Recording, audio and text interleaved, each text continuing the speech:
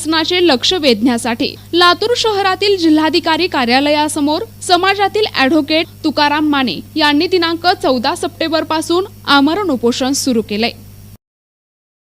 नमस्कार, मी ॲडव्होकेट तुकाराम माने। या ठिकाणी आमरण उपोषण करण्याचं कारण असं आहे की महाराष्ट्रातील माझा वडार समाज सगळ्या क्षेत्रापासून किती वंचित आहे हे कुठल्याच राजकारण्यापासून लपून नाही आहे। तर ते शैक्षणिक, आर्थिक आणि सामाजिक मी विविध 10 मागण्या घेऊन या ठिकाणी आमरण उपोषणास बसलो आहे। त्याच्यामध्ये प्रामुख्याने आहेत की मागच्या वर्षी जे महाराष्ट्र शासनानं कैलासवासी पैलवान मारुती चव्हाण यांच्या नावानं आर्थिक विकास महामंडळ स्थापन केलं, त्याला बजेट दिलं नाही आणि त्याच्यामध्ये समितीही नाही आहे, त्याला ऑफिसही नाही आहे, ते त्यांनी तात्काळ अंमलबजावणी करावी।